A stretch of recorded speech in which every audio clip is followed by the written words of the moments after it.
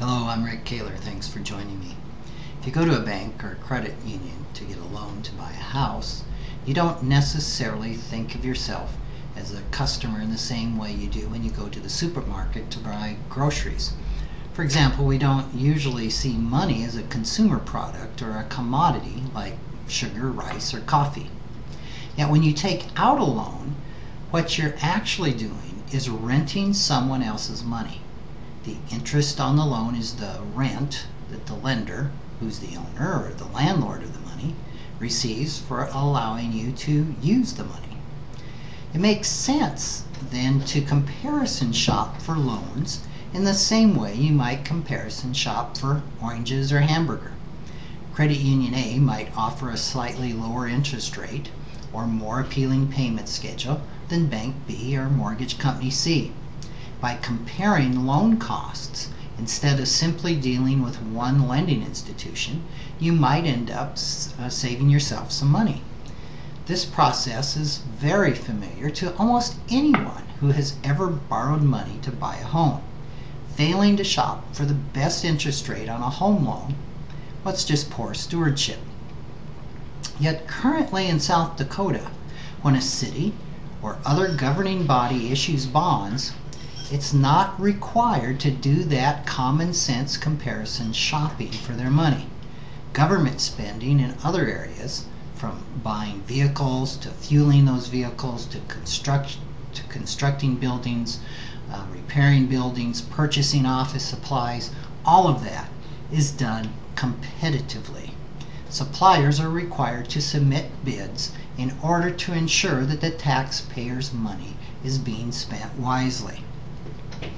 Professional services, such as legal and financial advice in South Dakota, are exempt from the competitive bidding process. Now, bond issues and borrowing have been treated as financial services and have come under that same exemption. That simply doesn't make any sense. Senate Bill 120 is intended to remove that exemption. In part, it reads as follows: no governing body may sell or enter into any contract for the sale of any issue of its bonds in an amount exceeding $1 million for whatever purpose issued, without first advertising for bids in the manner prescribed by Section 2 of this Act. Now, the bill separates financial advice related to the sale of bonds from the actual sale. I think that makes a lot of sense. The advice would remain exempt from the bidding requirements, but the sale itself of the bond would have to be conducted competitively. There are exceptions to the requirement. Some exceptions in the bill are intended to protect transactions that might need to be conducted privately. I've been told that probably only about 5% of all bonding situations would fall into that category. Others are designed to allow governing bodies to conduct routine business without restrictions that would prove burdensome or that might add to taxpayer cost.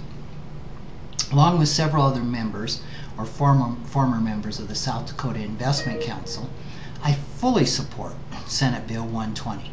Competitive bidding requirements are intended to save money for taxpayers of the state of South Dakota. It just makes no sense to exempt borrowing money from those requirements. Renting money is a business transaction no different from contracting for a construction project or buying computers.